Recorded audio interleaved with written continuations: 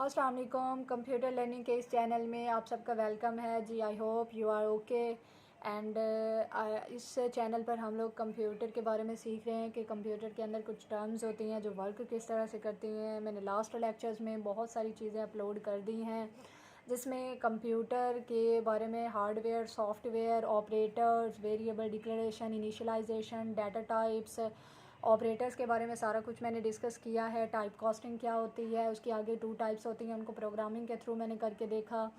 तो इस लेक्चर में हम लोग डिस्कस करेंगे जी लैंग्वेज प्रोसेसर कौन कौन से होते हैं और वो क्या काम करते हैं।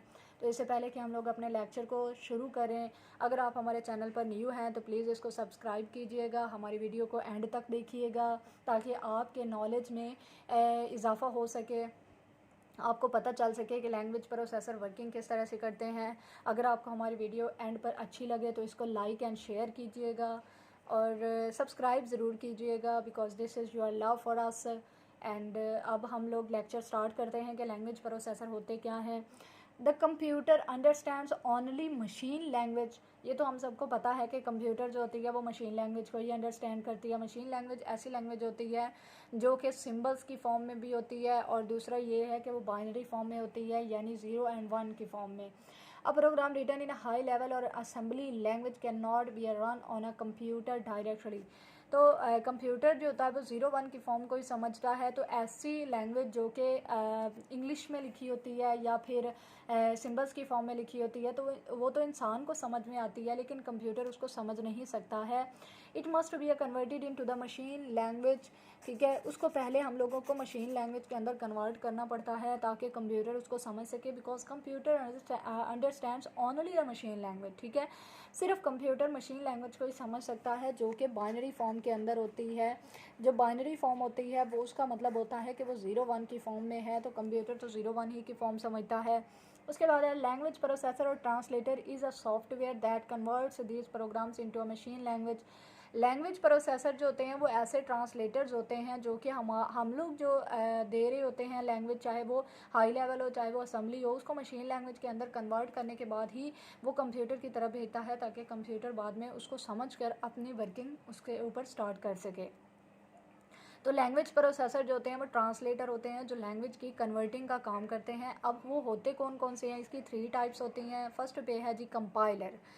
A compiler is a program that converts the instruction of high level language into a machine language as a whole। इसका मतलब ये है कि जितनी भी हम लोगों ने स्टेटमेंट्स दी होती हैं वो ऐसे नहीं करता है कि वो एक स्टेटमेंट को उठाए, उसको कन्वर्ट करे, कंप्यूटर की तरफ भेजे, फिर वापस आए, फिर वो अगली स्टेटमेंट उठाए, ऐसे नहीं करता है। ऐसे टाइम वेस्टिंग काम हो जाता है। तो कंपाइलर जो होता है वो जितनी भी स्टेटमेंट्स होती हैं उनको एज अ होल कन्वर्ट करता है मशीन लैंग्वेज के अंदर, क्योंकि मशीन लैंग्वेज ही वो लैंग्वेज होती है जो कि डायरेक्टली अंडरस्टूड बाय कंप्यूटर होती है। कंपाइलर जो होता है वो checks each statement in the source program. ठीक है, कंपाइलर जो होता है वो सोर्स प्रोग्राम के अंदर ही स्टेटमेंट को चेक करता है and generate the machine instruction. ठीक है, फिर बाद में उससे मशीन इंस्ट्रक्शंस को जनरेट कर देता है। Compilers also check the syntax errors in a program. Compiler जो होते हैं वो सिंटैक्स एरर्स को चेक करते हैं। ठीक है, सिंटैक्स एरर्स जो होते हैं वो ऐसे एरर्स होते हैं जो कंडीशंस की गलती की वजह से या स्पेलिंग की गलती की वजह से हो जाते हैं। तो कंपाइलर जो होता है वो सोर्स प्रोग्राम के अंदर ही लिखी गई स्टेटमेंट्स को चेक करता है, बाद में इनको मशीन लैंग्वेज के अंदर कन्वर्ट कर देता है। और सिंटैक्स एरर्स जो होते हैं वो चेक करने के लिए कंपाइलर को इस्तेमाल किया जाता है ताकि वो बाद में इसको एक ऐसी लैंग्वेज के अंदर कन्वर्ट कर सके that is understandable by the computer. और source program containing error can not be a compiled. वो कह रहा है कि वो सोर्स प्रोग्राम जिसके अंदर किसी तरह का कोई भी एरर होता है वो कंपाइल नहीं होता है। तो ये ज़ाहिर सी बात है, अगर हम लोग टर्बो, एक सॉफ्टवेयर है टर्बो C++, उस पर प्रोग्रामिंग प्रैक्टिकली करके देखते हैं तो जब उसके अंदर कुछ किसी भी सेमी कॉलन या फिर गलत फार्मूले का कोई भी एरर आ जाता है, देन जो कंपाइलर होता है वो उसको कंपाइल करने के बाद एरर हमें शो कर देता है। एरर मैसेज आ जाता है कि आपकी इस लाइन के अंदर कुछ एरर्स हैं, आप पहले उनको रिमूव करें, देन आपका प्रोग्राम जो है वो एग्जीक्यूट होगा। ठीक है, तो कंपाइलर यही काम करता है। सोर्स प्रोग्राम होता है, फिर कंपाइलर होता है, ऑब्जेक्ट प्रोग्राम के अंदर कन्वर्ट हो जाता है। ऑब्जेक्ट प्रोग्राम मशीन लैंग्वेज के अंदर लिखा हुआ होता है। ठीक है। और जो हमारा सोर्स ये ऑब्जेक्ट प्रोग्राम ही होता है जो कि कंप्यूटर समझ सकता है। और ये जो सोर्स प्रोग्राम होता है ये हाई लेवल लैंग्वेज के अंदर लिखा हुआ होता है, ठीक है, जो इंसान समझ सकता है, बट कंप्यूटर इसको समझ नहीं सकता है क्योंकि ये इंग्लिश लैंग्वेज होती है और कंप्यूटर 01 की फॉर्म समझता है। दूसरा जो ट्रांसलेटर होता है वो है interpreter. An interpreter is a program that converts one statement of program at one time, ठीक है। ये इंटरप्रेटर एक ऐसा ट्रांसलेटर होता है जो स्टेटमेंट्स को कन्वर्ट तो करता है लेकिन वो वन बाय वन करता है। जैसे मैंने पहले कहा है कि वो आएगा, स्टेटमेंट जो हम लोगों ने लिखी होगी उसको उठाएगा, उसको कन्वर्ट करेगा, देन वो स्टेटमेंट कंप्यूटर को देगा कि इस पर वर्क करो, बाद में आएगा दोबारा से दूसरे स्टेटमेंट की तरफ जाएगा। तो इस तरह से ये वन बाय वन स्टेटमेंट्स को एग्जीक्यूट करने का काम करता है। That is very time consuming process. It executes this statement before translating the next statement of the source program, ठीक है। ये किसी भी स्टेटमेंट को जो होता है वो एग्जीक्यूट करने से पहले उस टाइम तक किसी भी स्टेटमेंट को एग्जीक्यूट नहीं करता है जब तक वो नेक्स्ट स्टेटमेंट जो होती है सोर्स प्रोग्राम की उसको ट्रांसलेट नहीं कर लेता है, ठीक है। किसी भी स्टेटमेंट को वो स्टेटमेंट को उस वक्त तक ट्रांसलेट नहीं करता है जब तक उसने पहली जो ट्रांसलेट की है उसको एग्जीक्यूट ना करवा ले।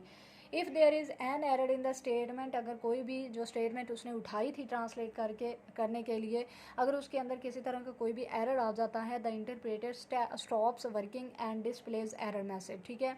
तो जो हमारा इंटरप्रेटर होता है वो वर्किंग को स्टॉप कर देता है और एरर मैसेज शो कर देता है कि आपका इस लाइन के अंदर ये एरर है, पहले उसको रिमूव करें, देन आपका वर्क आगे चलेगा। Disadvantage of this is that it is not very efficient. ये एक एफिशिएंट नहीं है। जाहिर सी बात है कि एक स्टेटमेंट पर काम कर रहा होता है, फिर हर स्टेटमेंट पर अलग अलग एरर मैसेज आ रहा होता है, that is why it is not very efficient like the compiler, ठीक है।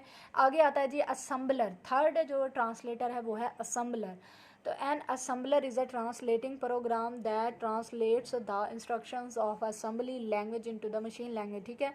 असेंबली लैंग्वेज के अंदर लिखी गई स्टेटमेंट्स जो होती हैं उनको मशीन लैंग्वेज के अंदर कन्वर्ट करने के लिए जो ट्रांसलेटर यूज़ होता है वो असम्बलर होता है।